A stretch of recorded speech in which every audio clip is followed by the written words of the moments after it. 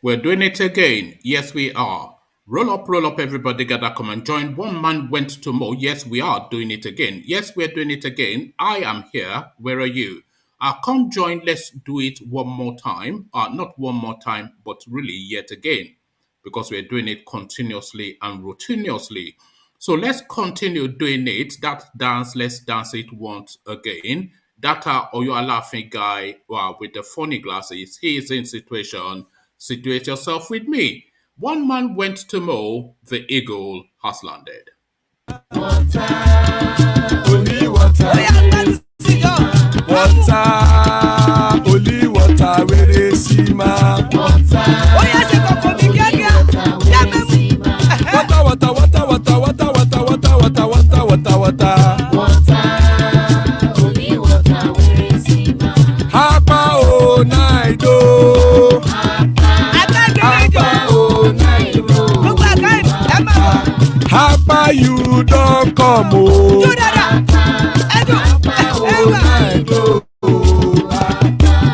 Hapa o naido.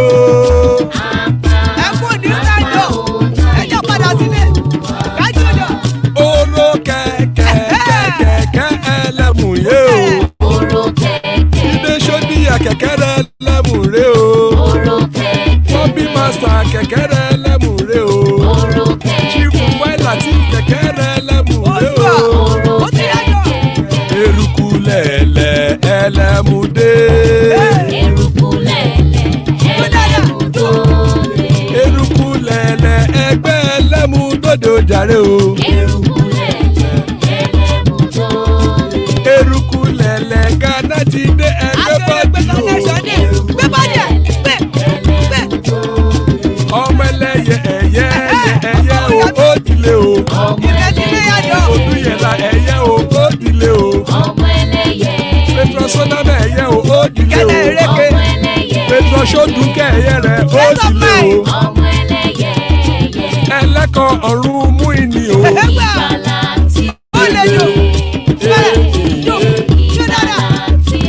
Àkùkọ ọ̀run mẹ́kọ̀.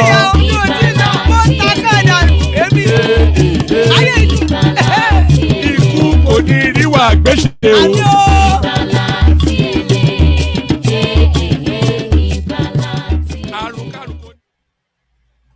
And there we are. Iku Koniriwa Gbeshe, as ever, the care guides.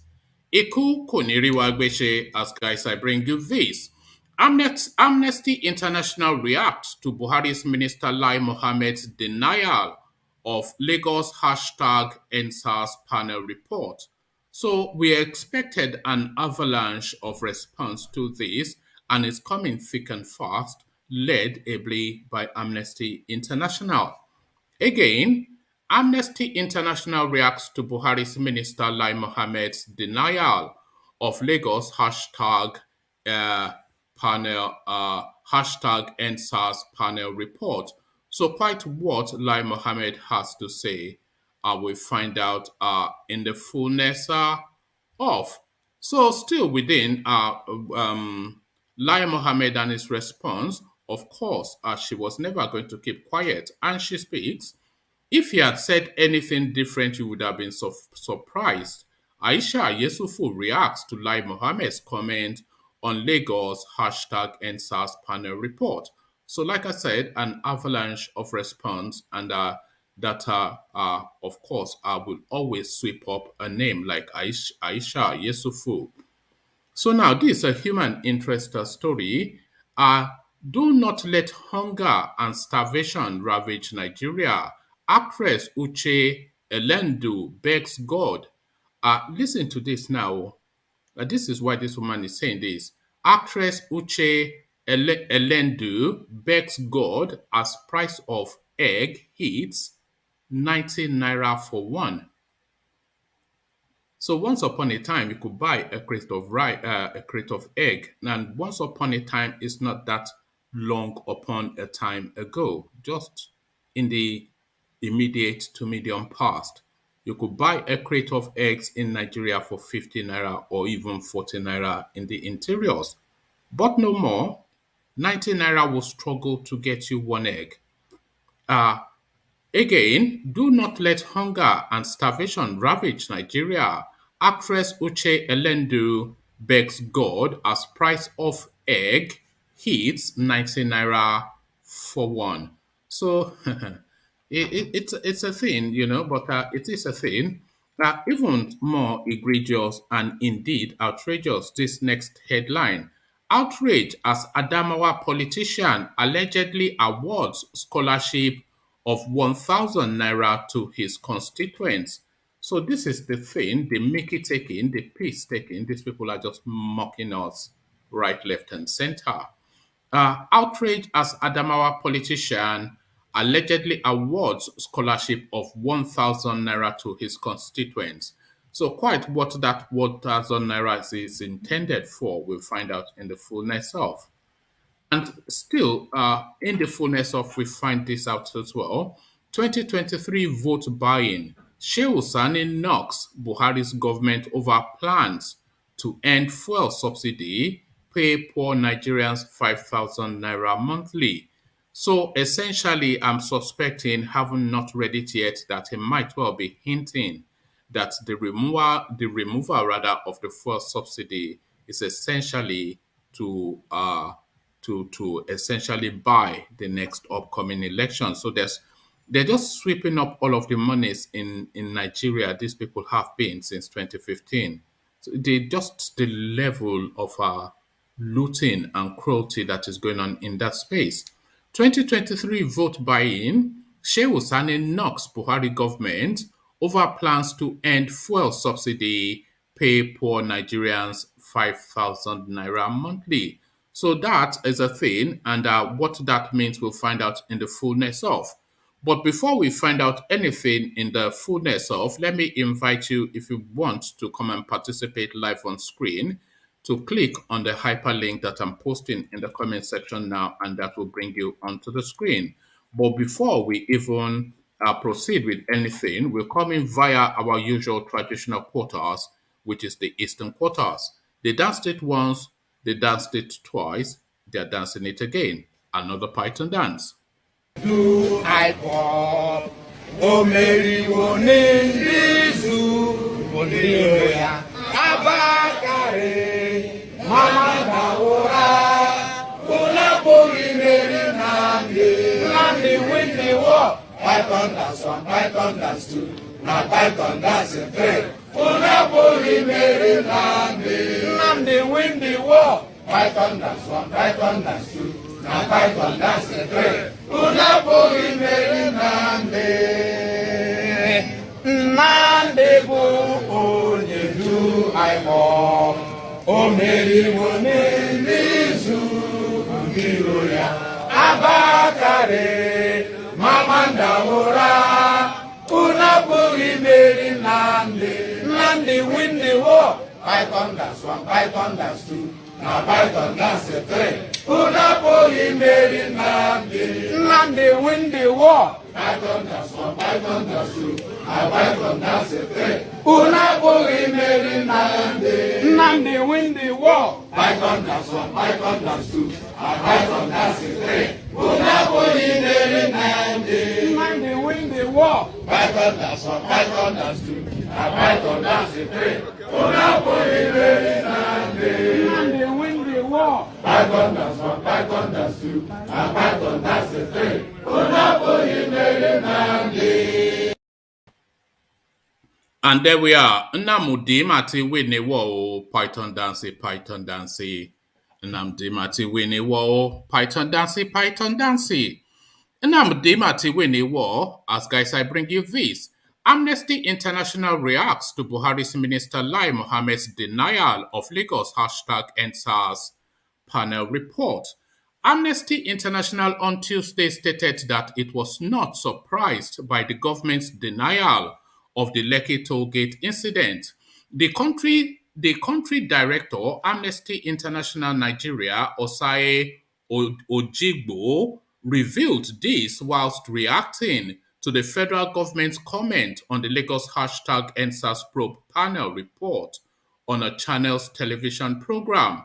The director, who faulted the manner the government dismissed the report, urged the federal government to verify the evidence provided by it. Amnesty International also called for investigation into the entire #EndSARS protest across the country and not the Lekki toll gate incident alone. She said, I think the first thing is for us to establish the fact that there are different layers of government. So, what has been presented to the Lagos state government, as we all know, is easy for the government to communicate with themselves across the board.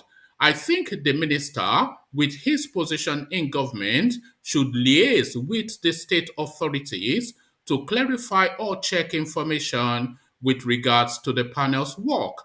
There would have been an ideal step, that rather would have been an ideal step, and to allow the state government to carry out its task in this regard. It is not surprising for us at Amnesty International that the minister Lai Mohammed continues to deny that unfortunate incident that happened on the 20th of October 2020 at the Lekki toll gate. We have seen in the last 1 year the constant attacks, the constant narrative that is geared towards gaslighting the victims, survivors, and witnesses, and create an impression that people are just up to no good. The Lagos State Judicial Panel had been queried by the federal government over its report, which claimed that family members of those killed during the EndSARS protest were afraid to speak. This was made known on Tuesday by the Minister of Information and Culture, Lai Mohammed, wondering who would be compensated since the families of the alleged killed EndSARS protesters failed to appear due to fear. He had called on the judicial panel to convince anyone that the names of the casualties of the Lekki toll gate incident listed as number as numbers 3, Jide, number 42, Tola, and number 43, Wisdom, are not fictitious names. So there you are. Unbelievable, but there it is.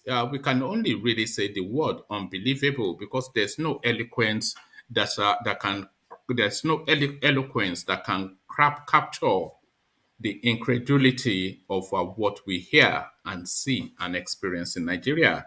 Only unbelievable is the only summation that you can give to some of the things and most of the things that we experience, especially since 2015 till date. It's just unbelievable.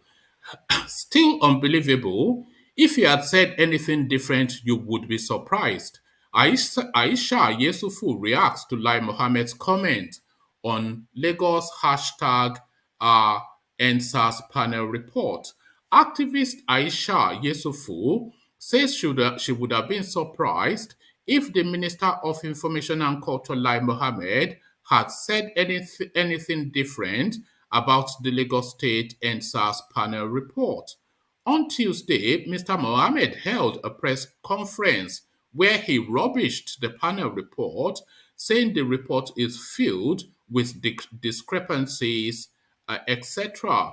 In a video she shared on her Instagram page this morning, Aisha said she felt reluctant to react to the minister's comments because she feels he isn't to be taken seriously.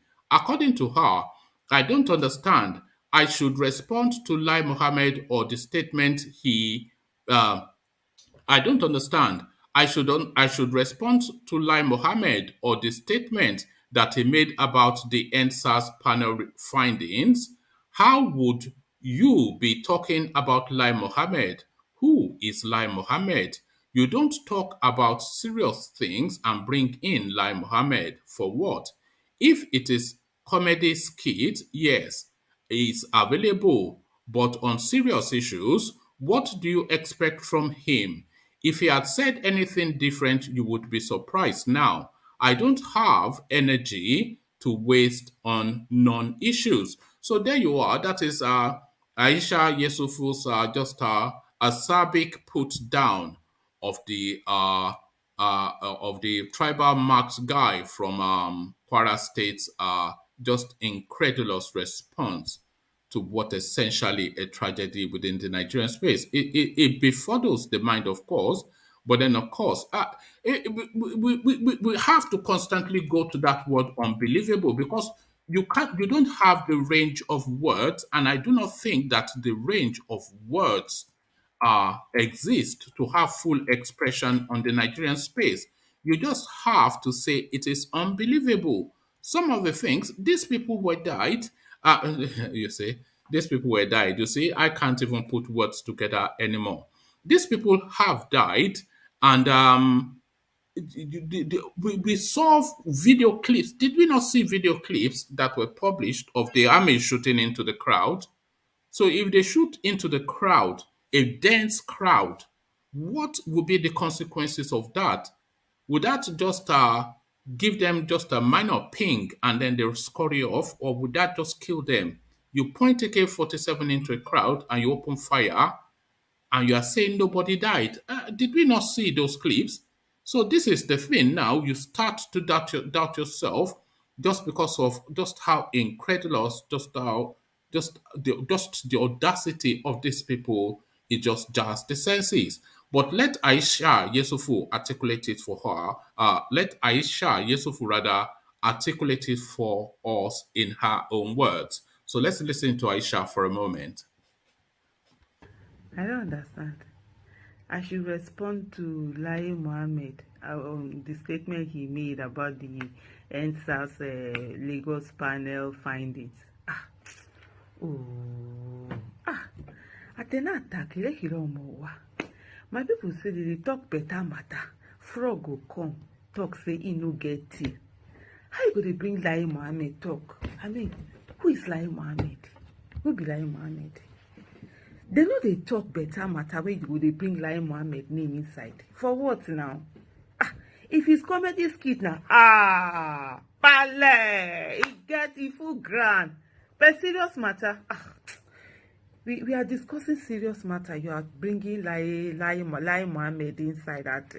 But what do you expect from him? If he had said anything different, I mean, you'll be surprised now. And you'll be like, how far? Is it that moment of lucidity?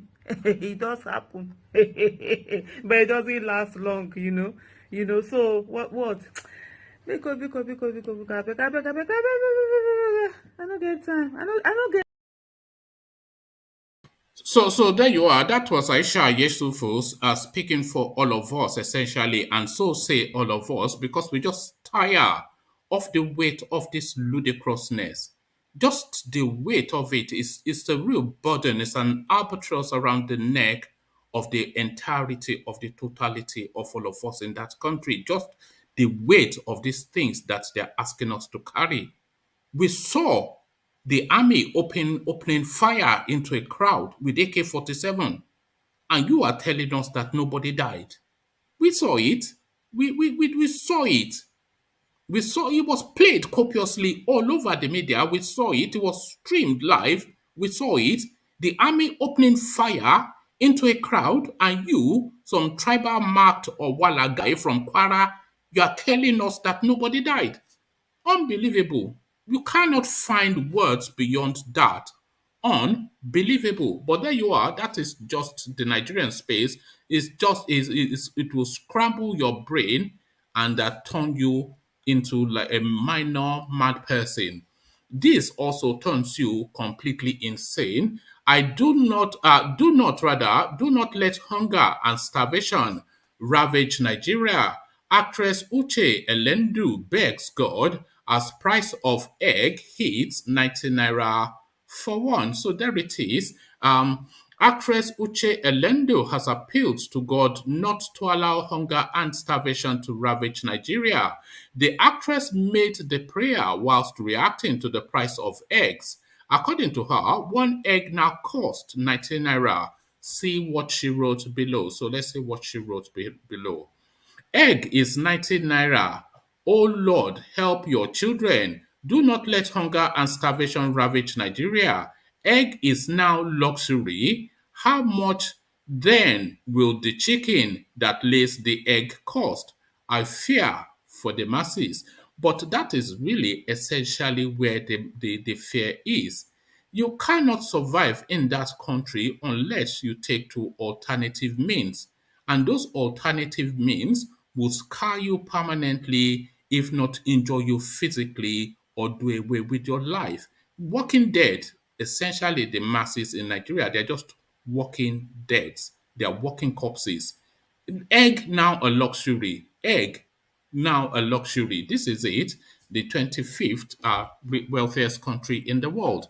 So, still within that space, outrage as Adamawa politician allegedly awards scholarship of 1,000 naira to his constituents. So, there it is, the mockery continues.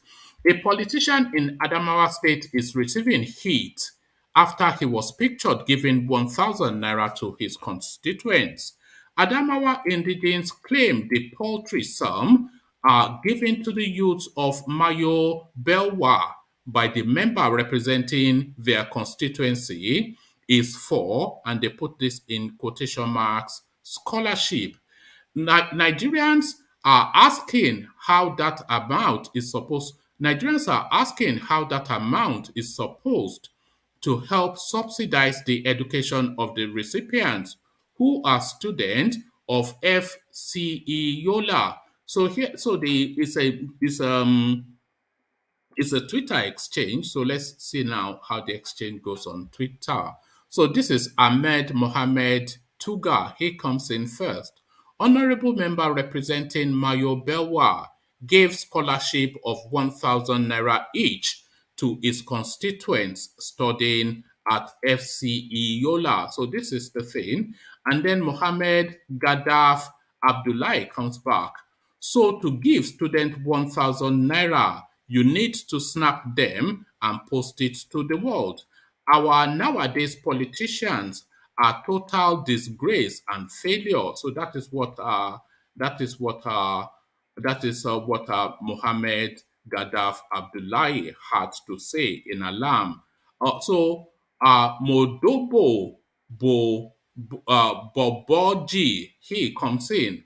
According to some of the news circulating on social media, according to some of the news circulating on social media, below is the pictures of the FCE students receiving 1,000 naira each as scholarships from the member representing their constituency, Mayo Belwa. The honorable member has done a wonderful job for assisting his constituents with 1,000 naira each. But just because of 1,000 naira, you must post the picture of someone's face on social media. This is honestly a total disgrace. And then he ends it with a what I'm presuming to be an Hausa phrase.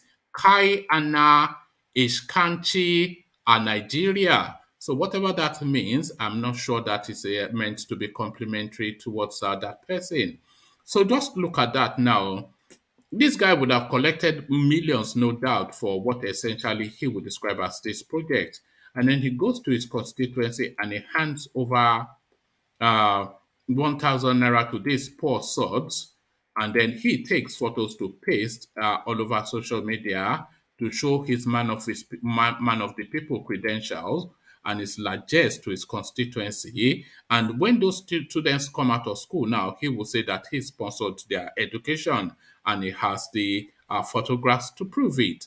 So 1,000 naira, what exactly? We've just read in the previous headline that one egg is a 90 naira. So let's round that off to 100 naira. So what is essentially this guy is giving these people as scholarship is 10 eggs. I think there were 12 in a crate, isn't there? So what is giving them is not even a crate of eggs. This is the scholarship in Adamawa State. 10 eggs, 1,000 naira. But there you are, and that is Nigeria. Back to that word, unbelievable. So let's see if we find reasons to use that word yet again with this final headline. 2023 vote buying. Shehu Sani knocks Buhari government over plans to, pardon me, 2023 vote buying. Shehu Sani knocks Buhari government over plans to end fuel subsidy, pay poor Nigerians 5 naira monthly. So we've been hearing that. We actually discussed this in about 2, 3, maybe 4 sessions ago when the World Bank or IMF or something were pressuring Nigeria to end fuel and electricity subsidy. And very quickly, of course, it looks as though they are moving into that space. Human rights activist and former Kaduna Central Senator Shehu Sani has reacted to plans by the federal government to end fuel subsidy by next year and pay 5,000 naira to 40 million Nigerians to cushion the effect. Sani, in his reaction, expressed dissatisfaction with the government plan, saying fuel subsidy removal will Sani, in his reaction, expressed dissatisfaction with the government's plan, saying fuel subsidy removal will trigger a lot of price increases and 5,000 naira would not solve the problem. Correspondents recall the federal government, through the Minister of Finance Zainab Ahmed, had unveiled plans to start paying transport allowance to Nigerians for at least 6 to 12 months from 2022. The palliative, according to the government, is to relieve citizens from the effect of total fuel subsidy removal, which may kick in from the second half of 2022. The minister reiterated this again in her statement on Tuesday. The government had lamented the fuel subsidy is costing the country resources that should be channeled to other sections of importance like education and health.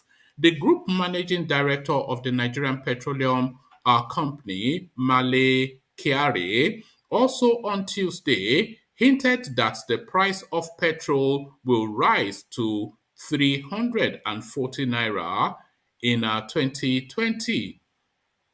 So that should be 20, not in that should be 2022, not 2020.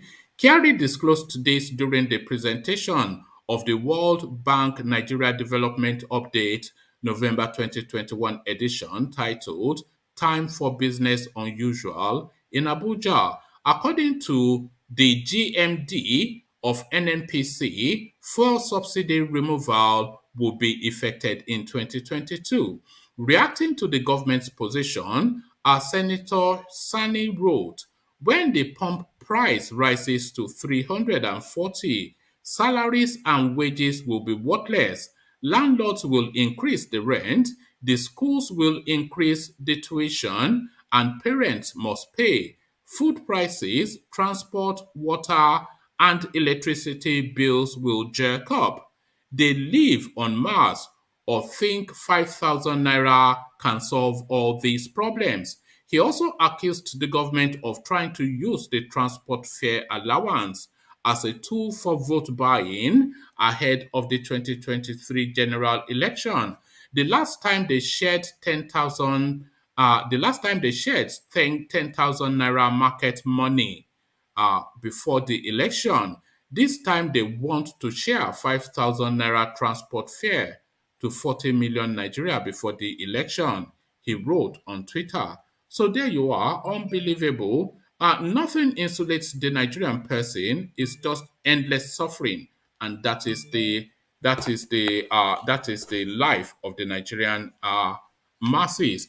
So to that life, Yes. Charlie Boy, what are you making of that?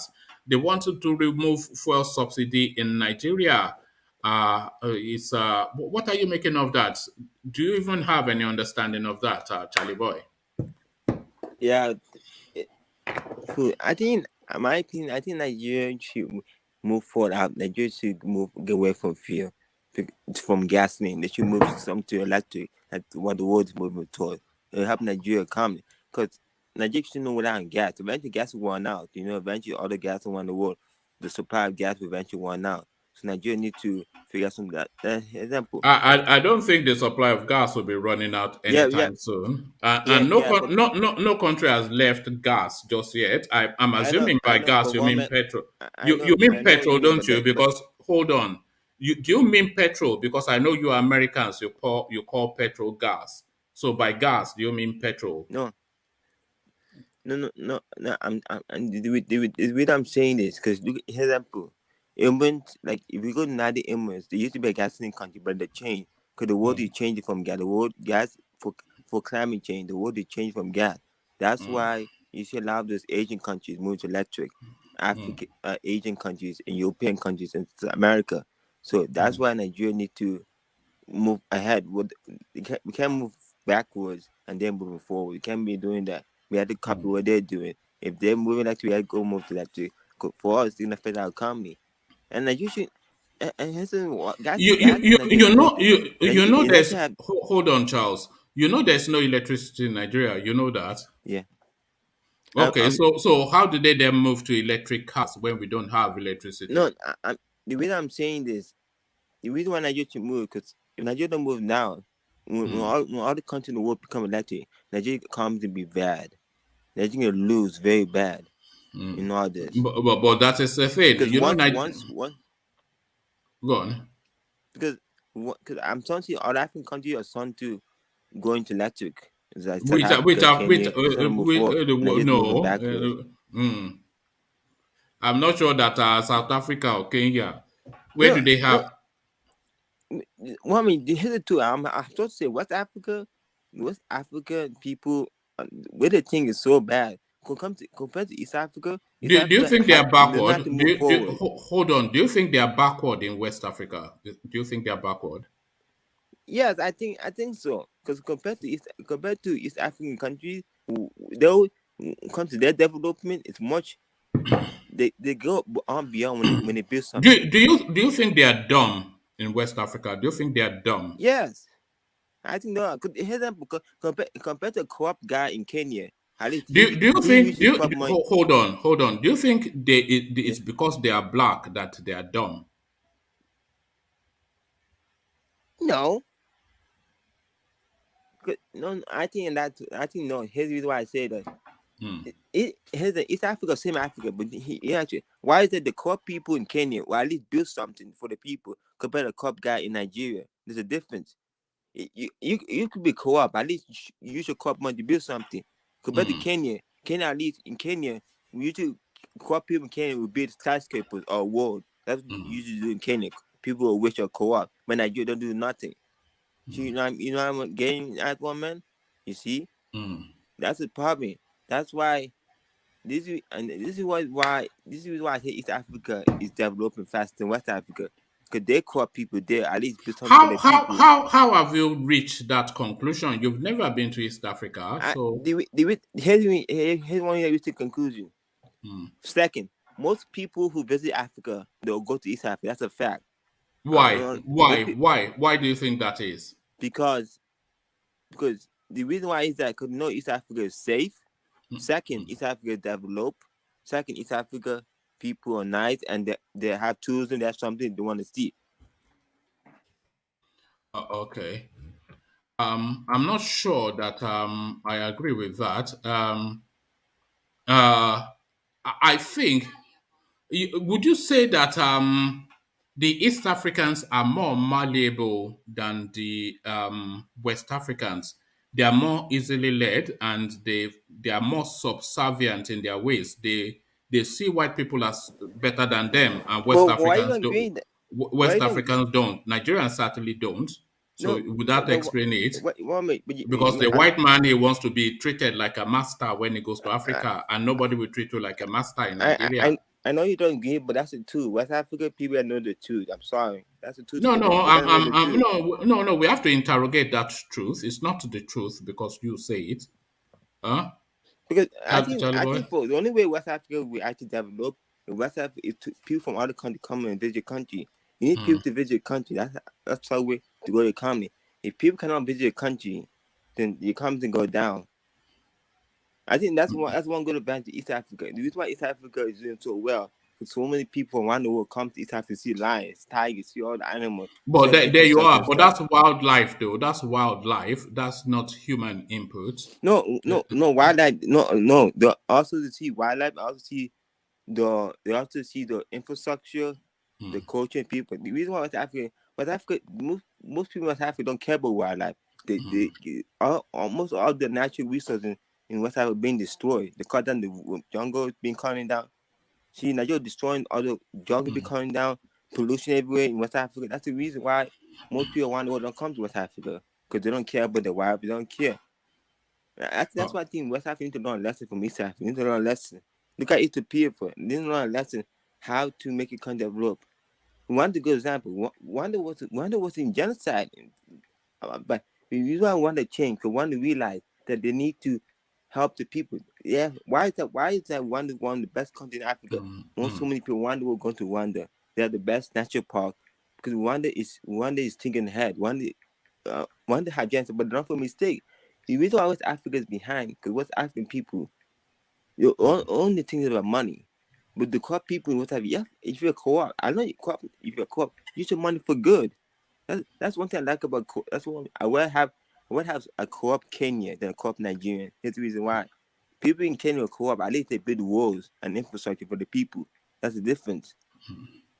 The rich people that will build a wall to the poor area and build a nice wall. That's what they do in Kenya. But in Nigeria, it's nothing like that. You see, I don't know why Nigeria co-op people are different from. See, they need a lesson. If you co-op, at least you build a nice wall if you co-op. But usually, what type of co-op? They use the money in abroad. Definitely, Kenya is rich. Kenya is rich. You build something in their homeland. Do you know that? Do you know that Rwanda, that you always reference? Do you know it's one of the smallest African countries? One of the smallest. Yeah. Both in geographical size and in population size. Yeah. That see. And Do you not then see that will be easier to manage than Nigeria? That is the top 5. Is the largest is the largest population and the top 5 in geographical mass. You see why you just said is the reason why. See, Nigeria. You see, Nigeria is split to different countries. You see, you just made a good point, my man. You see, this is why the Easterners want Biafra. Biafra is too small. It doesn't matter about small. Small doesn't matter. It never takes you long to get to Biafra. Yeah. Nigeria, I would like you to complain that Biafra is too small. It doesn't matter about small. Small doesn't matter. It's rubbish. Small doesn't matter. Look at one that's small, but one is the best country in the world. Who told you? How have you concluded that Rwanda is the best country? That's the problem. You are going too far. You said best country in Africa. People are challenging. Look, Alexander is challenging you that. How would you say that? Now you are saying it's the best in the world. About, bro. That's Africa. That's Nigerian mentality. Nigerian don't think. That's the truth. Look at that. It doesn't matter. Look at Washington. It doesn't matter how big you are. Big doesn't matter. Right. Look at Netherlands for the Netherlands is rich country. Netherlands is small, but Netherlands is rich. Is that what you tell the girls? Big doesn't matter, but no, it doesn't matter. Let me move you on there now to a different sport, Charlie boy. Now I'm sure even you probably don't do the shopping, but you must know the price of egg. The price of egg in Nigeria now is 19 naira. Not for a crate of egg, by the way, Charles. What really shocks is 19 naira for one egg, one single. I don't even know how you term. Maybe that's a piece. So one single piece of egg is 19 naira. So where it's really shocking is that the average wage in Nigeria is 30,000 naira. So out of that 30,000 naira per month, you are buying an egg for 19 naira on top of your usual expenses on clothing, travel, accommodation, etc. So it's starvation now, and Nigerians, as ever, they are reaching to God. This is an actress that is alarming. She says, do not let hunger and starvation ravage Nigeria. Actress Uche Elendo begs God as price of egg hits 19 naira for one. So what are you making of that? Does that alarm you somewhat? Yeah, it does alarm me. It's sad because Charlie boy. It does like it's sad. The rich people in Nigeria taking all the money, the poor people are suffering. I just watched a video yesterday, but also video a guy online in Lagos. That's what video of him. And a son of governor driving a Ferrari, a nice car, with people stopping. How's that part? How can a son of a governor drive a nice car, a car worth $1 million, and people are suffering? That's sad. That's shameful. This is not right. Mm. That's not right. A governor driving a $1 million car in Nigeria. Mm. Who does that? A government shouldn't. No government in America drive a $1 million car. Only in Nigeria they do that nonsense. Mm. And the supposed to put Well, the price. They really put the price. They know the rich people can afford it. That's a fact. mm. You know they were all doing for the rich people because rich people can afford that. For them, it's nothing. The rich corrupt people and the government. It's not. It's certainly going to get more expensive for them to afford it, Charles. They are removing what they term the oil subsidy in Nigeria, and then they are going to land on a price of 340 naira, I think, per barrel for petrol. So that expensive car is going to get more expensive to drive.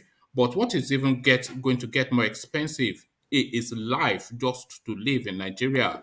So the cost of transportation, everything will go up. Every single thing will go up. But again, apart from the wages. So what are you then making of this threat? They said Yeah, they're going to, yeah, yeah, go on. yeah. We could say, but here's it too. The rich people can't afford all that in Nigeria, and they could afford that. Do you know still? If you see the type Hmm. of car rich people down in Nigeria, you know they can afford that. They just sometimes just $1 million car, and people suffer. See, their country Yeah, no, economy. no, no, no. But the $1 million car guy is not the Nigerian. The guy in Danfo, the guy on Okada, that's the Nigerian. That is the one that is going to bear Yeah, the brunt of that. It's not the yeah, $1 million yeah, guy. yeah, yeah. But that they have to go. The reason I'm saying it, those type of people are the issue. Our Nigeria in this trouble. They're the issue because they Hmm, don't want those are corrupt people. We need to all them to jail. hmm. Your governor, your state. How did you go to jail and people are suffering and prices gone high? Why? But why is he an idiot? He's a monkey. What really concerns me, Charles, is just really just to live and be alive for the Nigerian person. That is actually under threat now. They have little enough money to survive now. But when they remove that oil subsidy, because they are going to extremes already. So how further down the abyss will these people spiral? They are pricing these people out of life. This is where the concern Because is in see, Nigeria. I know it's gonna happen. I'm telling Nigeria, the world is heading down to no more gas in the future, and Nigeria's Mm, gonna suffer. But Nigeria didn't plan it. See, Nigeria got my dumb. They should have know that. They should think. You have known that most of the world country going to electric. You should have planned ahead for it. That's what you do in one the country you plan ahead. You know mm, what the future ahead. When they don't plan no thing, they don't plan mm, ahead. They should know that. You should eventually gas in the future, eventually mm, will be more electric. All cars will be hybrid electric. So you know that. That's when mm. Nigeria comes to think ahead, but they didn't. That's why actually that's what Dubai image think ahead. Image used to be a gasoline country, but why is image still popular? Because image think ahead. They realize okay, gasoline might be over and they think ahead. But Nigeria don't think ahead. The government doesn't think ahead. The government just wait until the disaster happen before they think. Can you imagine a disaster happening in Nigeria, like an earthquake or something? Do you think the country has the capacity No, to cope Nigeria with? doesn't. Many people will die in Nigeria if that happens. Mm, It's already it's, happened in the East. It doesn't happen. Most of the land in Anambra State is a water by ocean. People houses are yes. burning down, and the government do nothing about it. Come on, what do go? All the government doing? They go to office. And it's very easy to fix that, Charles. All they need to do is to redirect the water that is leading to that is causing that erosion. They can actually redirect that water and actually even put it to use either for agriculture or irrigation or etc. It's very easy. They can just this is what the Israelis would do. This is what any person with sense would do. They will just redirect that water, one, to stop the erosion, and then to capture it as a natural resource Yeah, for use. This but is government, not it's but not government Nigeria, science. will build a cheap wall. That's what they're doing. Nigeria. They pretend. When they do contact, they build a cheap wall. Just build a fake wall, just to take the people. Hey, people be clapping. Hey, you build a nice wall. They be clapping and Look at praising. that. For When have you ever a seen cheap that? wall. That's sad. That's isn't it, Charlie boy? Yeah. Oh, all right. That's gonna happen. Lai Thank you. Mohammed, that guy's an idiot. That guy's go to jail. Yes, I think we agree, but sadly, Why is he denying EndSARS? You shouldn't be denying. The whole world know you're denying it. but That, that is the real mystery, Charles. yeah, We all saw it now. Did you not see the clip of the yeah. soldiers? You saw it. I saw it. Everyone here saw it. And when you're firing AK-47 into a dense crowd, it's not going to land. The bullet is not going to land. The bullets are not going to land as flowers on these people. They are going to land with a little force to take human lives. So how can you even come out and say that it did not happen? You It's see, let's almost give me theory. Let's give me theory. In my opinion, I think all those unknown gun might be the army. Because if they could do that in Lagos, look no, at that. seriously, if they could do that in The Lagos, the they could do unknown it in gunmen. all They are states. IPOB. They are IPOB. No, They are I not think it's there. the Not there. army. The army teach me a lesson. I know it's the army You, doing you all the you know thing like you know that. you know what you know Uh, what your people what your people are like in the East, no, I Charles. think they're all. I think it's the army. The army can do it in Lagos, kill somebody and hide the body. They can do it in any state in Nigeria. That's sad. And now Muhammad saying you didn't do it, and you like to CNN. He should be careful. Michael could get him. Michael could get him for lying. Michael don't mess one. Don't like people turn you the image. He could get you to jail. Michael's not like he should be careful lying one. You don't know who you're messing with. Michael, if you fail, they will get you for lying. Don't. That's why you should be careful. I think Michael should get that guy. He should go to jail for lying, but I should go to jail. You know what it's going to do? It's going to go and hide in the state house in Kwara State come 2023. So he's going to be the governor of Kwara State and he'll get immunity. Abubakar Malami will be the governor of Kebbi State and he will get immunity. And then once they've been there for 8 years, the matter will just fade away. That's just how it happens in Nigeria. And but he should be lucky they will not see any report that got killed there. That'd be worse. He should be lucky. They will not see any report that got killed there. That'd be the worst for his image. That's why I think Buhari, I think that guy should go international court. He should. All the trash he done. He's basically using his family army to conquer Nigeria. What's the point? Even funny people are small. I don't know if funny people are not a big tribe, but they're scaring all the big tribe away, just using the army. I think all the tribes need to step up and say no to them. Enough's enough. It can't be. You're not from Nigeria. What's the point of going to Nigeria? They're not from Nigeria. They come here just to take on them for what? Yeah, end Nigeria now, Charles. End Nigeria now. Why should somebody from another land come to your own country just to take over your land? For what? Well, that's the way the world works, sometimes, that's the way the world works. Nigeria tribe is dumb. You should realize the sign. Why do you come to take over? And that's why he's controlling the army. He knows what he's doing. He uses his army because he knows the army for him is force. So he use the army by force. So, hey, you should shut up. So you can't say anything about him. He kill you if you say anything about him. That's what he does.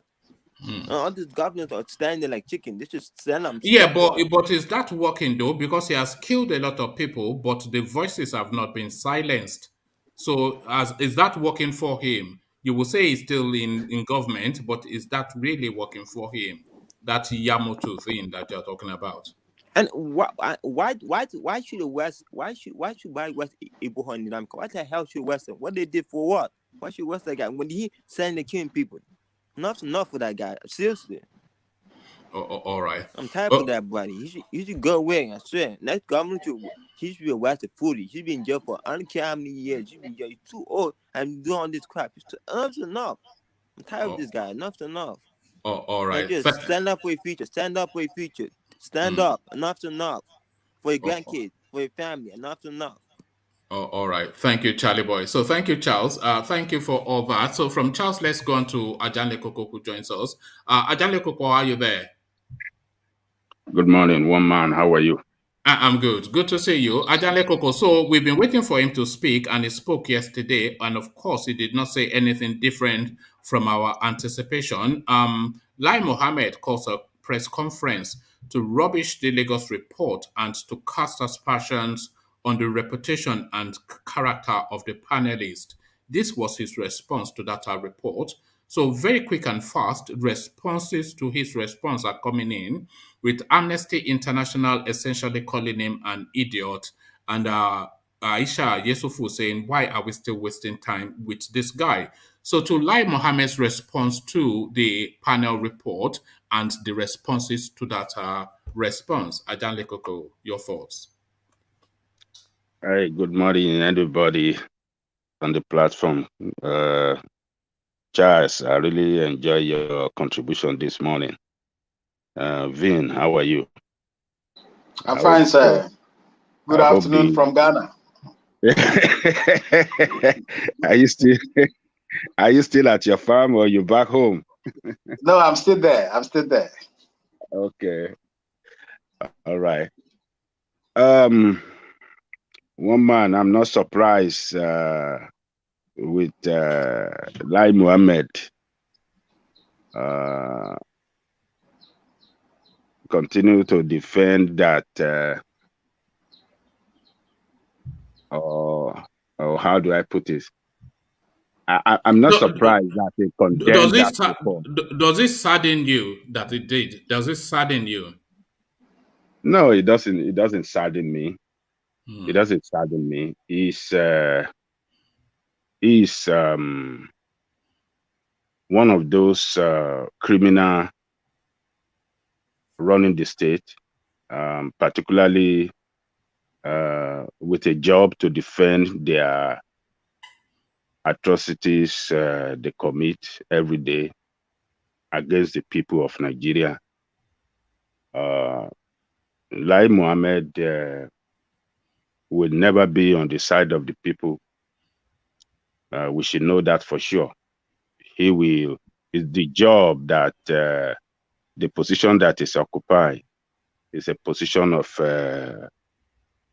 propaganda to spread government propaganda and to misinform the people as they carry on, as the government carry on to destroy the country, running the country in the wrong direction. So he will always inform the people that they are doing good, they are doing it well, this is what we are doing, and he won't stop till the end of the administration. So he's doing the job that he's hired to do. We all know that this government has failed completely on all fronts. They have failed to secure the country. They have failed to run the economy the way they promised before coming to government. They have failed to, put in place the infrastructure they were talking about, but rather borrowed and incurred debt on the nation and for the coming generation, debt that the coming generation will be able to pay back. So they have failed on all fronts. So what they have resorted to is to lie and misinform the people. Garuba Shehu and the other Yoruba guy in the presidency, that is their job too. The military lie to the military. What is the name of that Irabo? He condemned the report as well. You see, military authority, they are expected to be submissive to the civil authority, to the civilian authority rather. So, but it's in Nigeria that you will see military authority or some military personnel being invited by the tribunal panel of inquiry over the EndSARS incident and won't show up.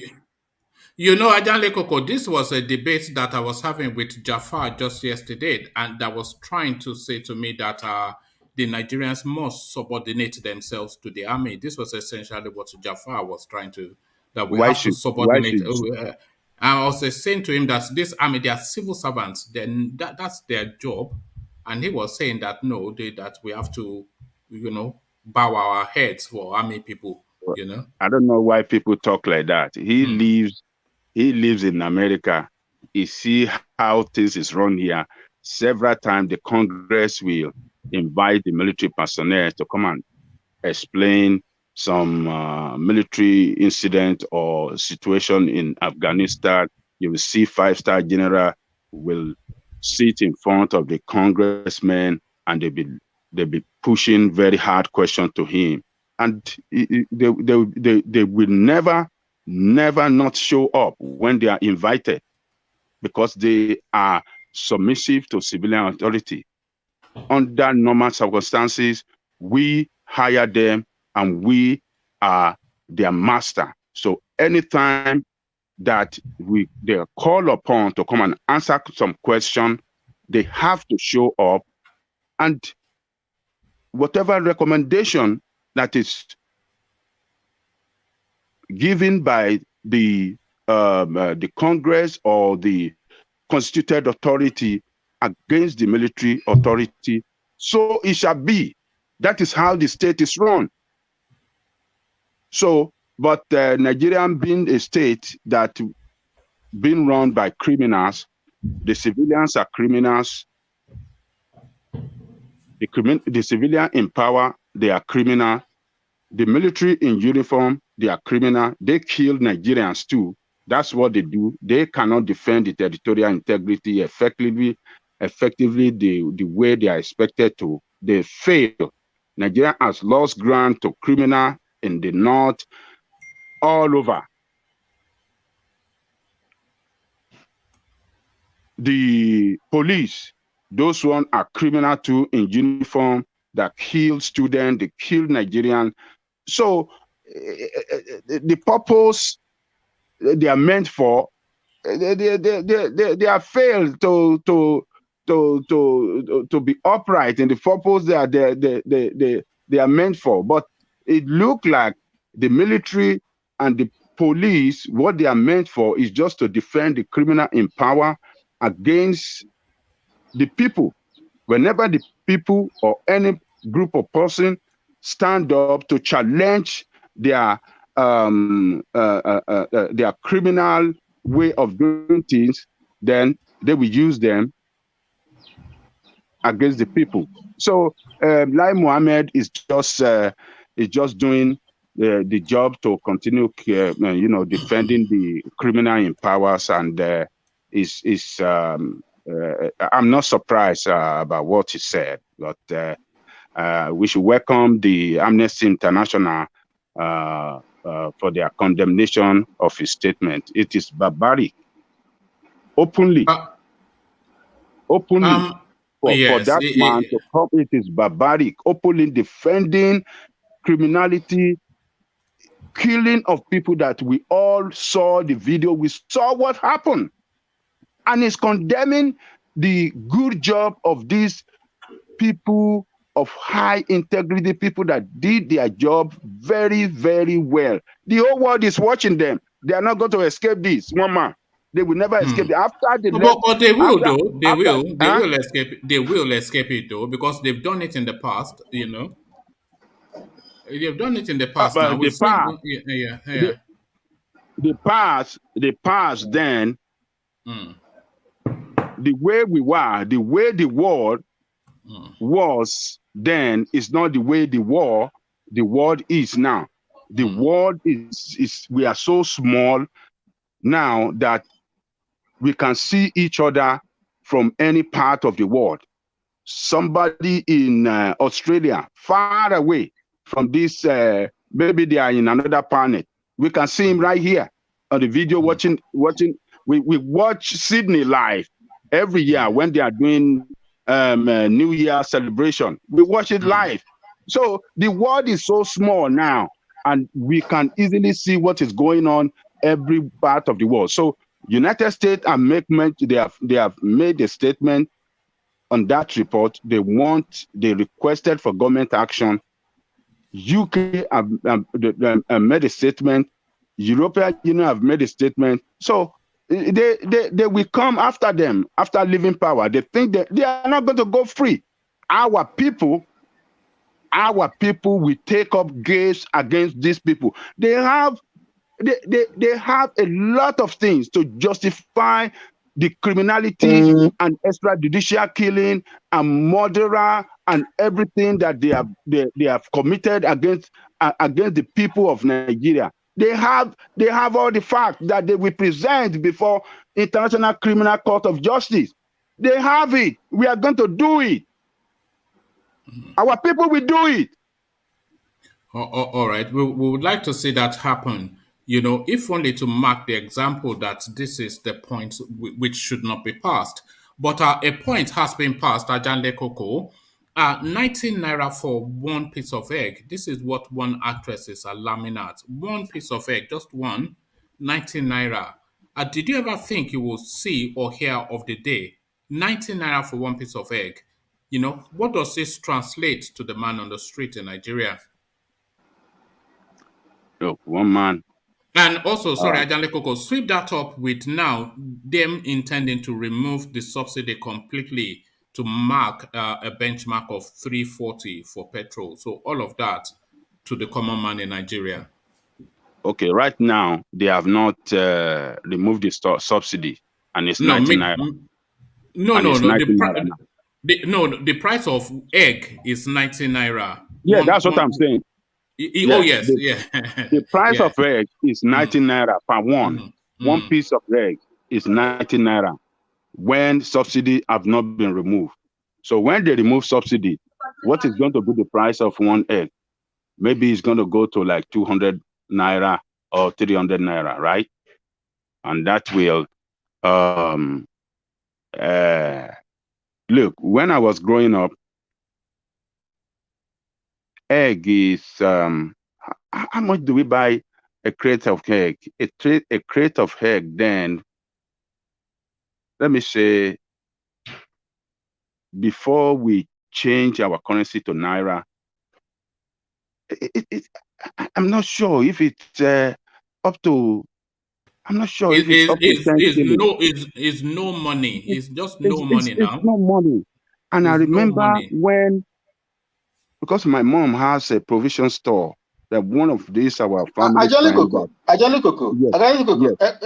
Let me just help you. You see, way back 1986, when I was in JS2, a crate of egg, 24 pieces, what we call crate, 24 pieces. Is it 24 pieces, right? Or 36 pieces? Yes. A crate, was 2 naira 50 kobo. 2 naira 50 kobo. 1986. So 2 naira 50 kobo. So look at that. So let's not use even that. 5 naira. 2 naira 50 kobo in 1986. So, 1986. And in some places you get it cheaper than that. So 86 to 90 to 96. That's one decade. 96 to 2006. That's 2 decades. So 2006 to round about 2016. That's 3 decades. So within 3 decades. Look at that. One man, from 2 naira 50 kobo to 90 naira. One man. To 90 naira. Hold on, UK. Do you know that I was just saying in one previous narrative that people were no longer buying protein, so meat, whatever, they were not buying fish even.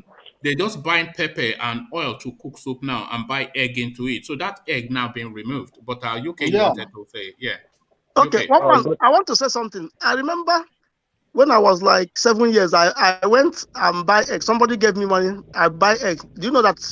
One of my big cousins beat me. I said, "Why did I go and eat egg?" Could you imagine? Good morning. Can I quickly interject, please? Yeah, come in. Okay, I wanted to make a suggestion. Like, if one egg becomes 200 naira, don't you think that the salaries and the people's wages should be more so they could afford it? Yeah, but that is where the But they problem won't is. do it. Nigeria won't do it. The wages stagnate, and whenever they try to force just a minuscule wage increase, the government fights the trade unions tooth and nail. And even when they force that increase, they don't implement it. So the wages stay Exactly. almost exactly the same, but the prices of everything goes up. As Ajade Koko was just going to land to now, when they remove the fuel subsidy, life will be hellish and brutish in Nigeria. So that's the thing. Ajande Koko. Yeah. So the price of egg then, we go to this family house. They came from London, so they have in their backyard, they have some chicken in the cage, and those chicken we lay egg and they we pack everything, and my mom will buy it from them. I can remember then maybe it was less than it's less than 1 naira. It's less. It should be maybe 65 kobo or so for a crate. So, but that was long time ago. So now one is 90 naira. So when the soil subsidy come, so maybe they'll be paying times 3 of that. Maybe by then, Nigerian people's head will come, the Nigerian people will come to their senses, and they will now see a reason why they have to stand up and fight it out once and for all. Look, Nigerian people is on next level. They are on next level. Where is next level? Sorry, Ajani Koko, when that fight comes, the guns will not be enough this time around. The AK-47 and the army they will not be enough when that next fight comes, which almost certainly will. So it's going to be very difficult for average Nigerian to eat 1 square meal a day. A meal a day is going to be very, very difficult when they remove this oil subsidy. What this oil subsidy is going to bring, a lot of businesses will close down because everything is revolved around the price of oil, price of gas or petrol in Nigeria. When the price go up, just like Senator Shehu Musa said, the price of food will go up. Landlord will increase his rent. Businesses that are operating under a very difficult situation, how are they going to survive? The little industries that we have in Nigeria, they won't be able to survive it because cost of buying what do you call the diesel to run their generator, it will climb to the roof. And then they have to put that cost on the production, and the cost of production is going to be more higher than expected. So overhead cost is going to go up. So many businesses won't be able to survive it. And the valuation of the currency is another thing that we set in. The currency will be worthless. It's going to be worthless. You will have so much money to buy few things, something that you cannot even see, and that will drive a lot of do you know people. how the government? Do you know how the government is wanting to tackle this, Ajande Koko? They are going to be giving the poor 5,000 naira. Who are the for poor? 1 year. How would they be able to identify the poor? What kind of? That's just the looting that happened the last time. Remember when they said they were giving Abacha money to some fictitious names in the north? So yeah. Who are the poor people? What system do they have in place now that have identified poor people in Nigeria? Yes. In Nigeria currently, according to Bureau of Statistics, we have about 90 million Nigeria living below poverty line. About 90 million. So when they remove that, you are going to see a lot of these knuckle-headed Nigerians that are middle class, that are still seeing themselves today, oh, our children are in private school. A lot of them will lose their job. And then when they lose their job, they will drop down below poverty line with people that are currently there now. So, and the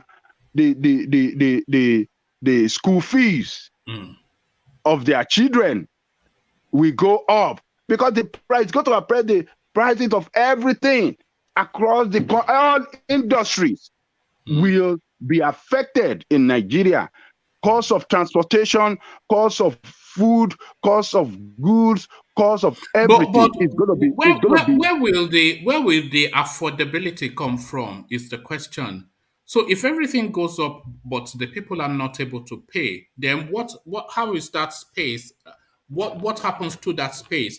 So the people's wages, we know they are now stretched almost to breaking point in Nigeria. So if everything spikes up by mid next year, but the wages remain as it is, what then? Who is going to be able to afford anything? It's only the politician that will be able to afford, and people around them. Politicians and people around them. Those are the people that will be able to afford things. Look, criminality. Brace yourself, Ajanle Koko. The numbers of text that you are getting from Nigeria is going to double by mid next year. People you've never heard before, you don't even remember that you know them. They will say they met you on the bus in 1802 and they got your number for it. They will be getting strange messages, you know. That's true. The problem, we are going to see increase in crime rate. The crime rate will increase to a level that the security personnel that we have that are inefficient now will not be able to handle it. We are going to see gangster. Ajanle Koko, can I say something to you real quick? Do Yes, you think that say for instance, you see the poor people that live in the cities, do you think they will kind of sell their property just to go back to like their villages? Do you see things like that happening also? What will they go and do in the village? There's no economy in the villages. There's no economy in the village. Yeah. What will they go and do? Wow. They will stay in the city and slug it out and Yes, form they a will just go more to more start robbing. depravity. All of the girls will become prostitutes, more or less. You know, the big man, you see this middle class that Ajande Koko was describing, that they'll fall to the working class. They are already falling. What's happening now to the middle class man, once upon a time professional man in Nigeria? He has lost his job 10 years ago, thereabout, and he's hustling here and there, but the main breadwinner now is the wife who sells this and that to XYZ. And then the wife goes out, she hustles, she gets what she can get, and then he goes and raids the wife's bag and say, "Oh, yeah, me need 5,000, oh, let me have 10,000, borrow me 10,000." But the wife knows. So this is the life they are living at the moment, the so-called middle class professionals. We are going to see a situation where people will not be able to even afford the cooking gas to cook. To cook will be very difficult. To get the food will be very difficult because the prices of all these things will be so high, and people, the minimum wage is 30,000. Ajali Koko. Yes. See, I always say I compare some of the price of commodities that we buy here in Ghana with that of Nigeria, and I find out that essentially some of the essential commodities like this gas we are talking. Do you know how much? 15.8 is 18.5 kilogram of gas cylinder. You know how much I feel it in Ghana here? It's about 117 Ghana cedi. If you convert it into naira, it's about 8,000 naira. But I heard somebody complaining that, and we buy the gas from Nigeria, from what they call EndSARS, Nigerian gas, and through the West African gas pipeline. So we were saying at Quest TV some time ago, why is it that we are buying it cheaper here, but in Nigeria it's higher? That is what is going to come in once this subsidy is removed. People, man will eat man, man go chop man for Nigeria. So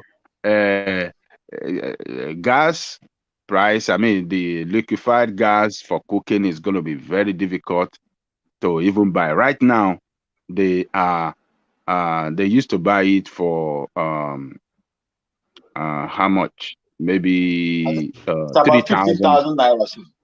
Maybe it has gone to like 10,000, 12,000 10 to 15,000 naira now. Yeah, what they used to buy for 3,000. So when now they remove the subsidy, what do you think that is going to happen?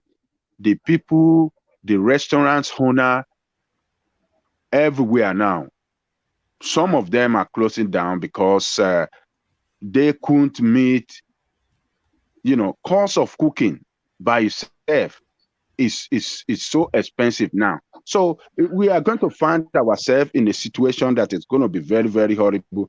Minimum wage is 30,000. What is 30,000 going to buy? What is 30,000 going to buy for that poor man that earned 30,000, between 30 and 50,000? What will he do?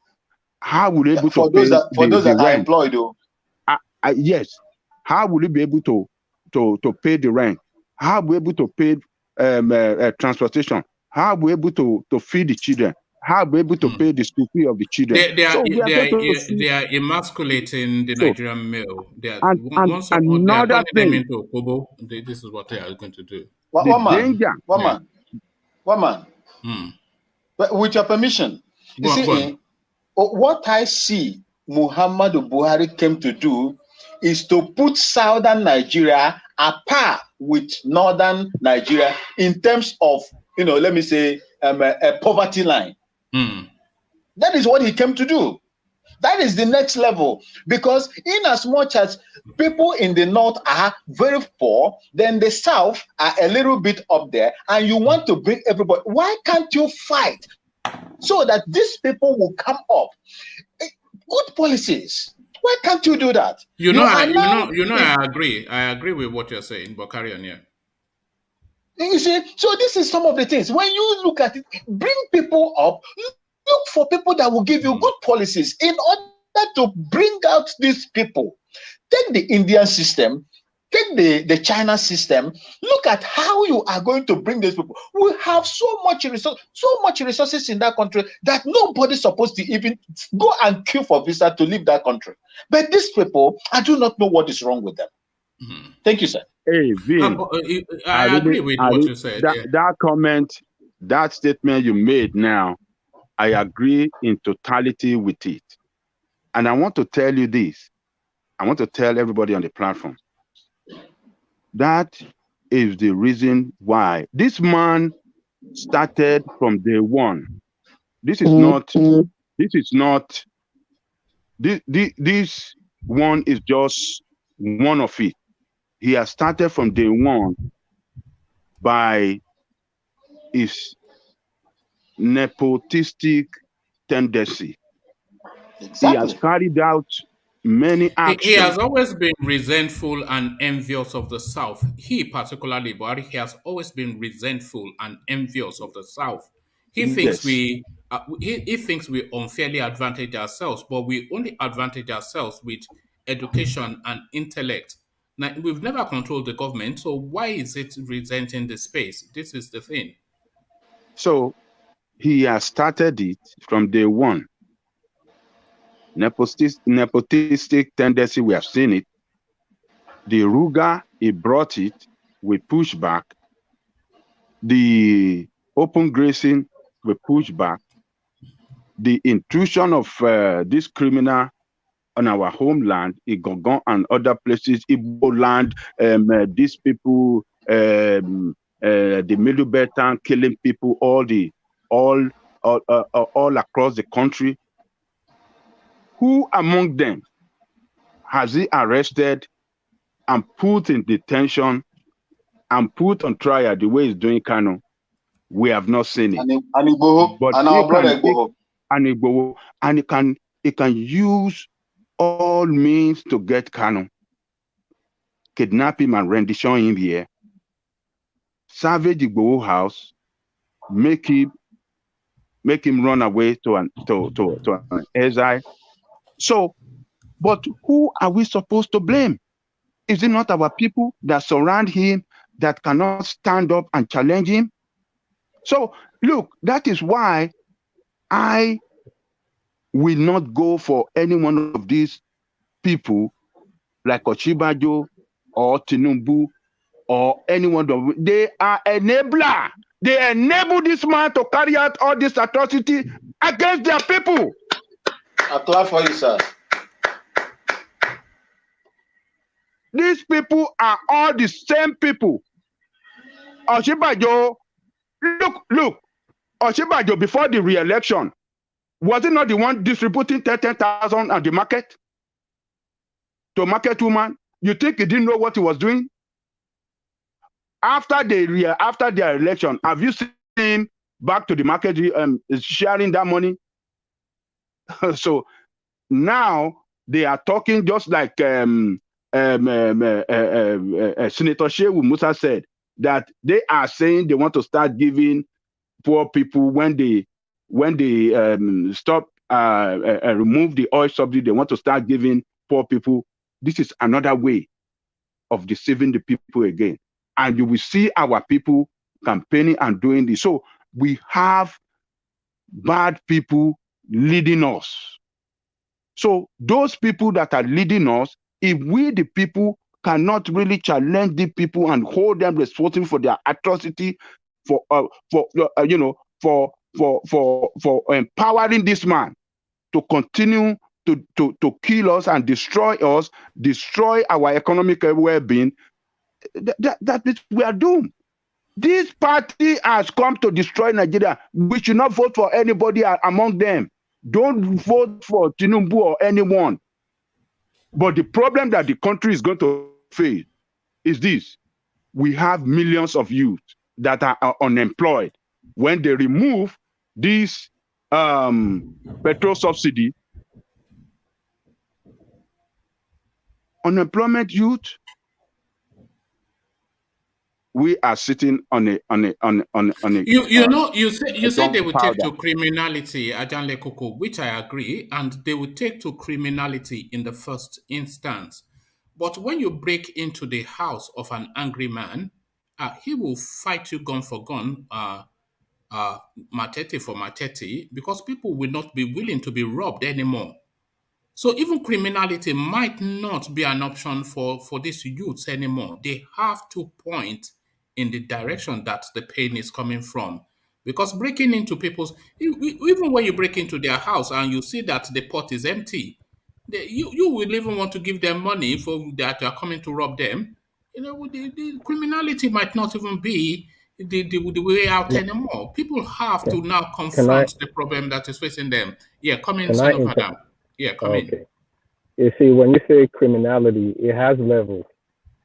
It get levels. So Nigerians, we are so smart. They always take advantage of situations. Like some people now, if they see your phone, they go take them easily. Some people, if they come your house, even that pot will not get soup, they go still carry the pot, go break the metal, go sell them.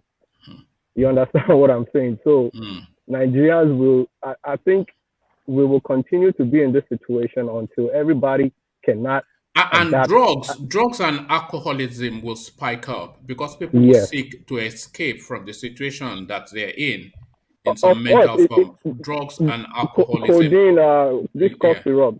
Before now. There is new one. There's new one that they are doing now, and they are taking. I think in the southeast and the south. They call it Mockery or something like that. That is the only you will know that word though. Seed of water. Seed of water.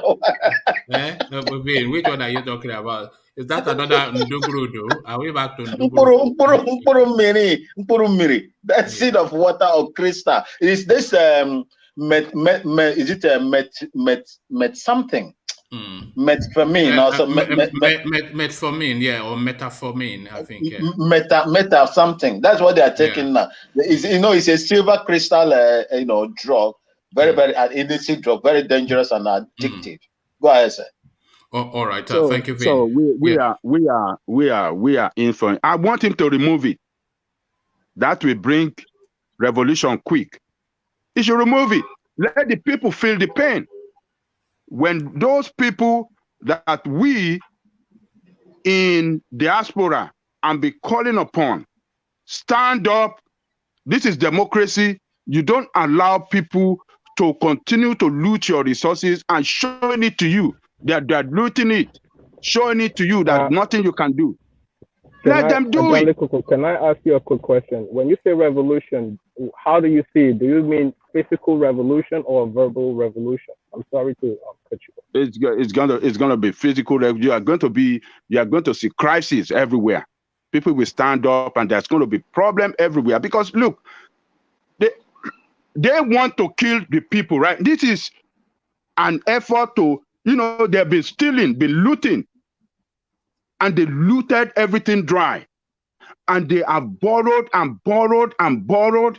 And now they have to repay this loan by all means.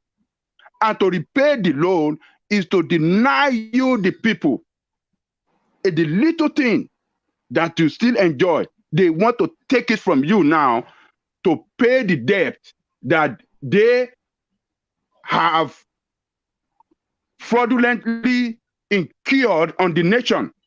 The debt they've incurred on the nation that have went into their pocket. All the money, the loan they got, they have stashed it into their own personal money, to their own personal account. What have we seen that we can point to that they have achieved for common people, for the common good of their country? What have they achieved? So that question, Ajale Koko, what have they achieved? What can the common man say as bettered his life in the past, since 1999 till date? What has happened? Because we hear all these tales of woe and suffering. That is all we hear. And they're telling us they're tackling this and they're tackling that. So what have they tackled successfully to elevate life for the Nigerian person, for the common man on the street? Because, the matrix of our economy is the price of Gary in the market. That is what the Nigerian cares about. They don't want to hear you talking grammar, Bismarck, Rewani, and whatever, telling us the indices of the indices and the indices. No, the only indices is the price of Gary and the price of egg. So that is just a suffering indices for Nigerians. So what have they done? This is the question. What have you done in 20, 30 years of democracy? What have you done?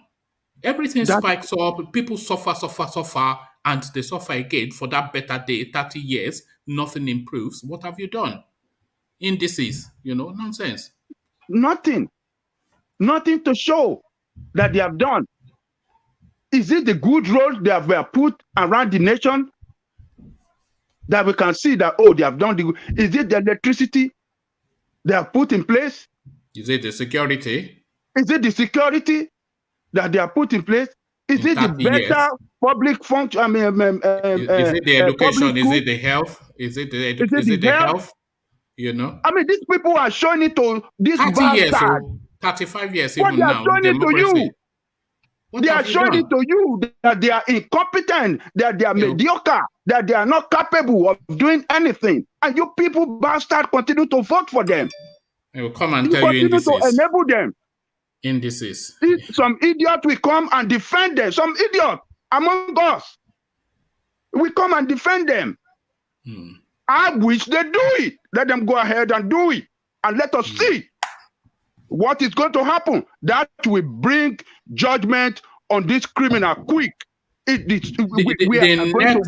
next public outrage, the guns will not be enough, because people will come with loaded phones.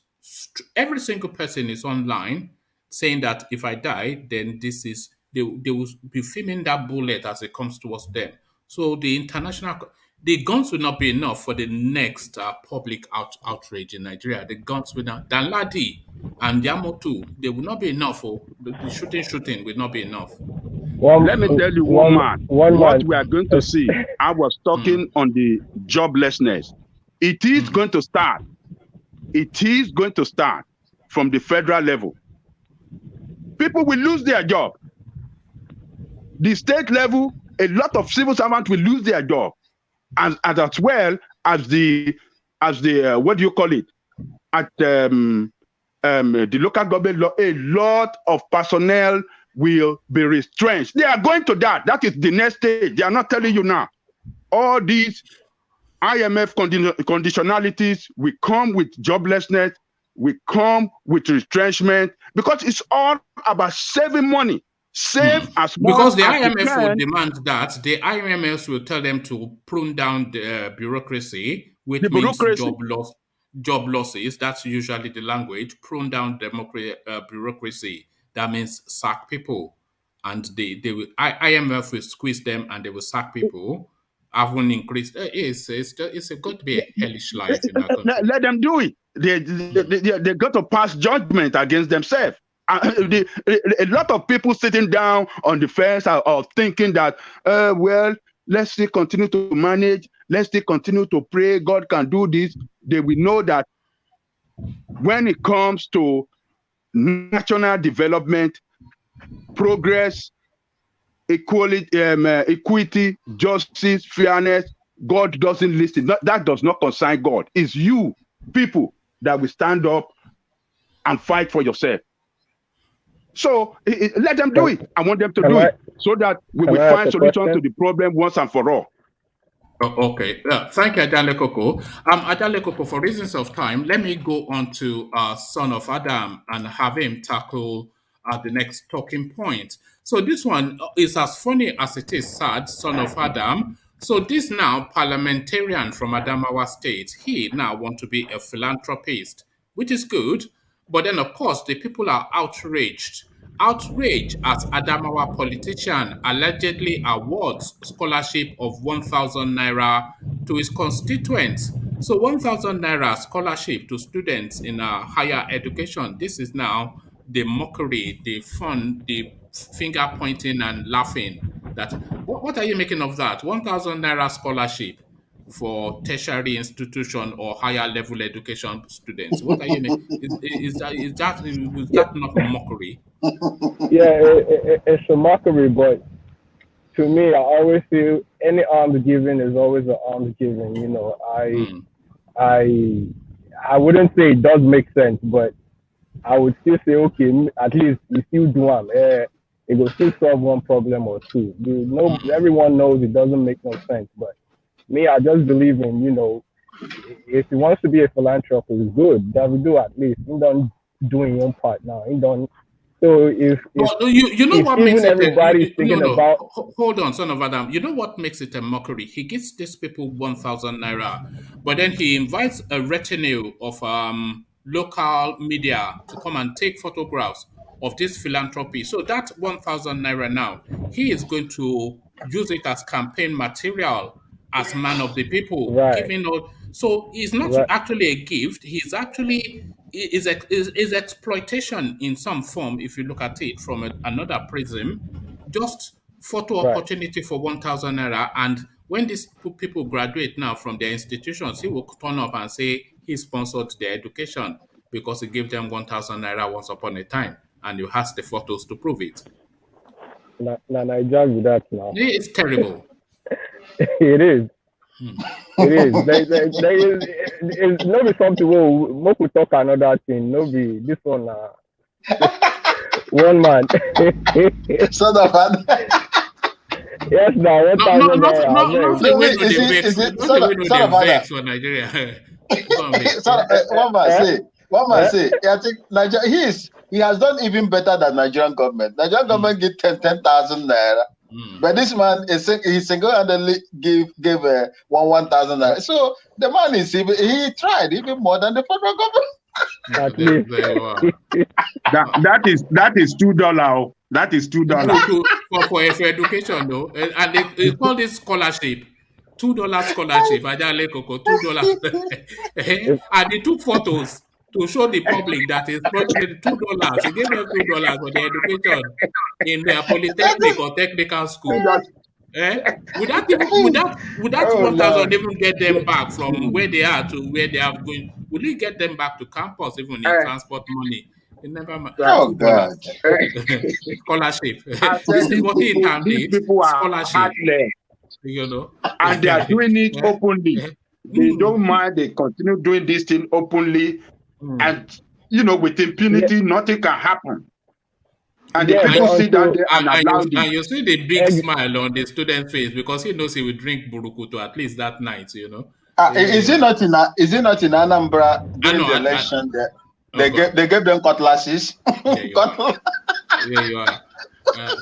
But thank you. So to this space, then still on that space, 19 naira for one piece of egg in Nigeria is just really that space of poverty.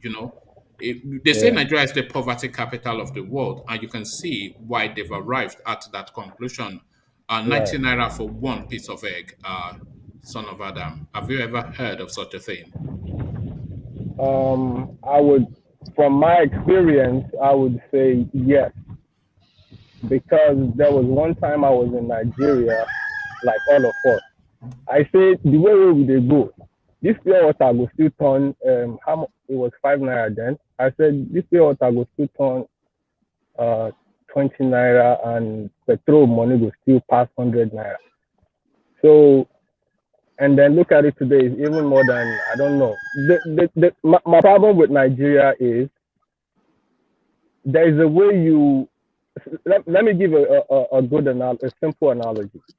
In New York and in America, we have this speed lights, right? They know people will continue to drive like speed, and these speed cameras always take their money, and this money is so simple that they use it to develop the country. But our own government, all they do is nepotism and embezzlement. And no one is not saying don't embezzle this money. But there is a way you can tax these people, and there is a way you can use these taxes to do something for the local government and the state. And even the federal money, no Nigerian will even have to complain about looting or embezzlement. But it's just a shame, egg is now 99. It will still even cost us like that. Nigeria matter, I told them, look, and I go still pass Venezuela, because for Venezuela, now dog and man, they fight those things to dog and man, they fight to find food for those things. You are right. We are driving towards that. We are driving towards that in that country. Exactly. I say this thing, they don't go tell you now about ourselves. And me, I'm so happy for one thing, for internet and Android, basically communication. I say now you guys can really see how the outside diaspora looks like, and why we in the diaspora always say you people are this way, you people are that way. I'm not educated. I'm not proud being not educated, but the common sense that I have, I know there are things that I see, and I know it can be, we can do these things. And I always compare them with Ghana. I say, how come you guys don't look at Ghana? So if your politicians come today and say snake eat money, or money disappear or something, it's not something new until you people know how things operate in the diaspora. That's when you will start to challenge your politicians and yourself. And I said, this crime of a thing, it will never stop, because in Nigeria you can't survive without you being corrupt.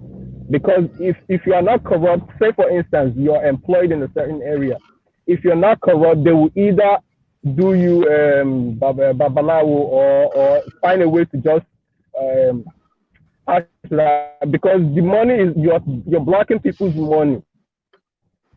That's what in corruption. We can't even survive without. And that's now who will be the next person? We free and everybody hand. We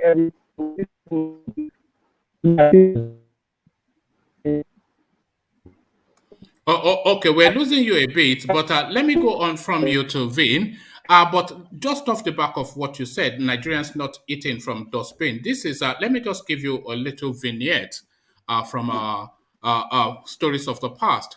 A politician and minister of transport under Shehu Shagari between 1979 and 1983, Mr. Diko, loomed large and acted as the de facto president. Some say he was more powerful than Mr. Shagari, a former school teacher from Sokoto State. Mr. Diko headed the Presidential Task Force on rice importation, a role that came with much power as Nigeria faced one of its worst economic conditions, characterized by widespread hunger and unprecedented inflation. Questioned about the grim turn of events, Mr. Diko, a man steeped in controversy, offered an impertinent response, claiming ignorance of hunger since Nigerians are not yet eating from dustbins. So Nigerians not yet eating from dustbins, what Umaru Diko told us in 1983, but Avin, with the price of egg at 90 naira a pop now, fast forward now, dustbin now will be the restaurant that Nigerians will be eating from for the future. What says you? Of course, that is it is obvious. It is obvious that things are going to get worse in Nigeria. An average man now will see, an ordinary man will see eating of egg as a luxury. You see, this is the prophecy of Umar Diko in 1970 something is coming to fruition. You see, there is something that I always say: God has a way of punishing people. God has a way of punishing people. To whom much is given, much is expected of that person. Nigeria has been wallowing in wealth, in riches, oil, crude oil boom, and whatever. What did Nigeria do with it? They embezzled it. They refused to build or invest in infrastructure, in factories, industries, in rail network, and everything that's supposed to create a lot of jobs for people today. The long-term effect of not building all these things is resulting to high cost of everything, and they are now introducing taxes in order to make up of their mistakes of the past. Borrowing, they can no longer borrow anymore. I think no country now will be able to, they will be skeptical to borrow Nigeria, money anymore. You see, this is what is happening. This egg issue now that is going to, that is 90 now without this, the removal of subsidy is going to go higher than this. And Nigerians will be crying. Things will be hard. There will be increasing crime. There will be increasing prostitution. There will be increase in selling of babies and selling of parts, human parts. In fact, where it worries me, one man, is when the criminality will come to also, carry their criminality on the poor people that are also suffering. If those criminalities will go to these rich people that have embezzled Nigeria and made Nigeria what it is right now, I will have no problem, my brother. I will not have no problem. But this criminality will just come back to the same people that are also suffering. When they come to your house, in those days, I listened to one musician they call Okwe. He said when a criminal or armed robber comes to your house and you shout, "Who goes there?" the armed robber will run away. But today, when an armed robber comes and shout, "Who is there?" Yeah, Jay. The owner of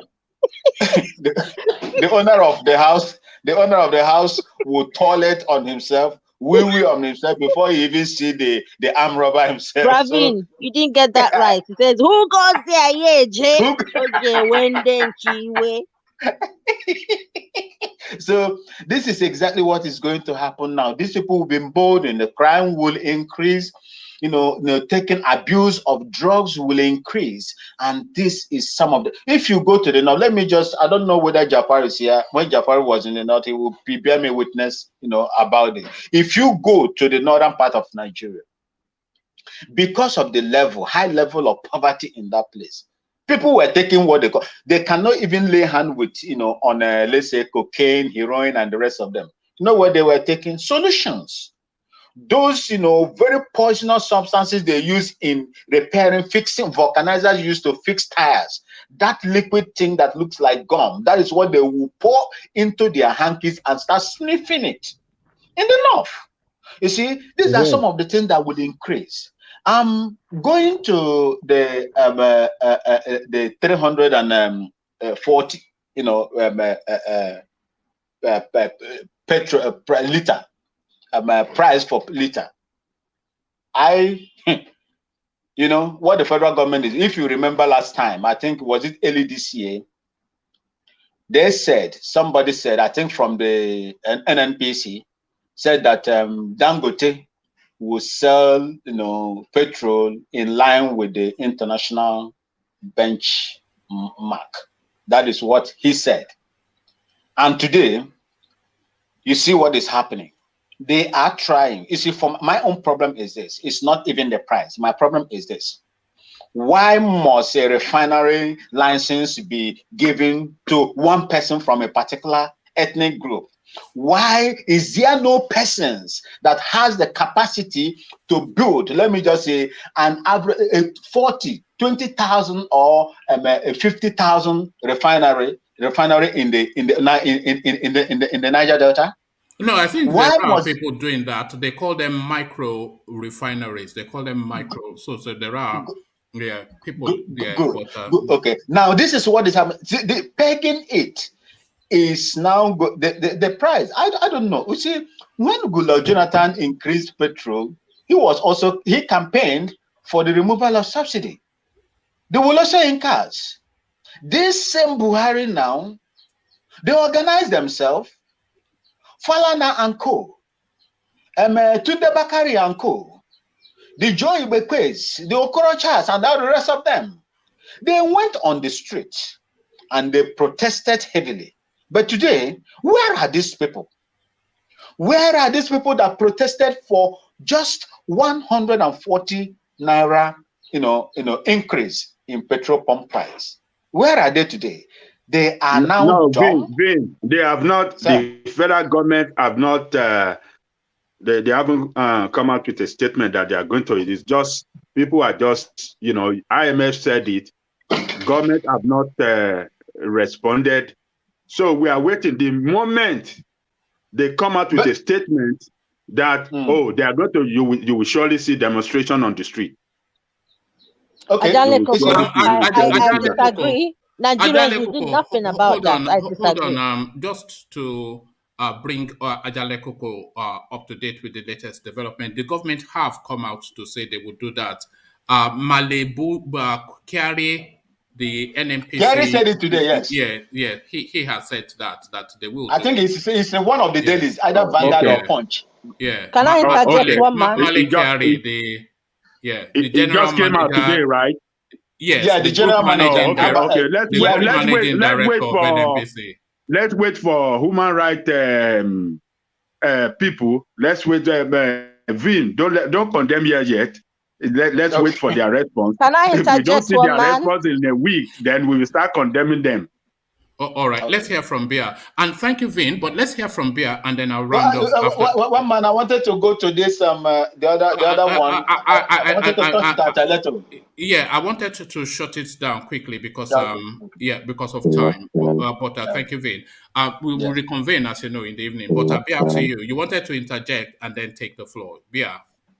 Yeah, even if they increase Nigeria's fuel to 1 million naira per liter, I don't believe the people we have in Nigeria right now, for some reason, would rise up to fight for their rights. I don't believe so. Rather, people may be prone to take into lives of criminality, easy ways out of making money. That's all I have to say in that interjection. So, can I speak to the topics if possible? Yes, if you speak to the price of eggs, which is the one that seems to jar my senses the most, because I'm just trying to imagine it on the streets. You know, the man that lives in a face me, I face you, with 3 children and a wife. You know, on a mega income. So how does this impact the price of eggs, 90 naira per egg, and the petrol subsidy being removed? So wrap those two up, Abia. Well, the way things are going in Nigeria, I believe that it is going to be, we are going to see more of crime scenes than what we are seeing now, to the extent people may begin to eat themselves somehow, just like what Vin had already said. They say a man. What do you mean it's themselves? This is not what we are talking about. Yeah, Well, one trust me man, I'm not to going at in poverty. I'm answering you, ask my this is not what opinion. we are talking about. This is not One X-rated. This man, is not an I am X-rated show. contributing my own view. I'm All right, telling you but because of the don't egg. lower the tone. But I'm carry not on. lowering the tone. I'm not putting you in your mood, whatever. And please bring back my proudly be a not Odua. I'm not Odua. Don't want to be Odua. Where is one man? Have you run away? No, Come he's at back the Yeah, back. here. Go ahead. Go ahead, sis. I didn't do anything to your name, Who but did that? I don't know. You Please, probably I did. didn't do it. No, no, no. Oh, okay. I don't want people changing it. Let me It's show you. you Two then. of you, It two wasn't, of but you in This carry this. is on. one man. You are abusing my rights now. That is Uh, this is forgery. These two people, okay, carry on now. Yeah, Why you am I just want against? But this is you're destroying my this assassination of my character, man. look at that. You have character. When did that start? When did you start having character? Yeah. You see, he's changed Eh? it. Look at him, one man. I You didn't don't even even do get liver. anything to See it. you. Oh, Smart yeah. thing, you go one man, get I out for beg, sure, leave for my sure, sister, make it for sure. continue. Like, You know Anytime he the sees me fear like this, he will just say, you will see him. First of all, he will frown, then he will start smiling. One man, behave yourself. the fear of beer is the beginning of It's wisdom. not, no, The please fear don't be of afraid beer now. is the I'm always beginning. smiling. Okay, carry on, beer. Okay, my own point is that I'm tackling it from, the goodness of, or the beauty of us having each of our voices that are unique is that we bring different angles of opinions that may make sense to some people and to others may not make sense, but all na contribution, all na politics, Abi. So my own contribution is that with the high prices of food and commodities in Nigeria, when people can't afford any more food, human beings, we have lots of, we are a country of how many millions of people. They will turn to eating themselves now. That's all I'm saying. I'm not lowering any bar. Eh? So it's like what is happening in Nigeria, instead of the politicians to fight harder for the fundamental human rights of Nigerian citizens, they are fighting more for their selfish interests, which goes by the word of Napoleon Bonaparte, who says a man will fight harder for his interest than for his rights. So these politicians are playing us so badly that they are actually dividing the country more than it was already divided. And even in the South, people who ordinarily will want to go to school now, there is no more opportunity for them to go to school. It's like, ruining the country the more. They've taken education away from the north, saying something education haram. Now it's going to become education south haram. Trying to bring that same kind of level of opinion towards the south, imposing their impunity on the south. Causing more division. A country that is already divided, when some part of the country went to say they don't want, they want a different kind of rule to govern them, even though we're supposed to be in an entity called Nigeria. So you see, is the separation, of someone who wants to be a master, to the slaves of the South, continue to oppress them and press them down so that the South will not see the light of the day, even though all the resources, most of the resources using to do businesses in Nigeria are coming from the South. So these leaders, a leader that is a dealer in hope, is a kind of leader we want. But right now, the leader we have now, they are leaders that are dealing in no hope, and they are the ones writing history. Again, according to Napoleon Bonaparte, says history is written by the winners. Yeah, and who are the winners? Have you been reading books? Have you been reading books? When did that start happening? Well, what am I speaking? Am I speaking? Yeah? You normally say jabalabalash. How do you say that? Or pojo? This is what you are saying now. Do you think it's only you that reads or pojo? There you are. Thank you, Bia. So guys, with your permission, I need to shut it down now because I have to go attend to something immediately and right now. But we'll reconvene in the evening. A delight always in your company, Bia Odua, Vincent Michael, and of course the mighty Ajan Leko. Bye, guys. So I'll leave it here. Carry conversation. I'll leave the comments over here. Say peace.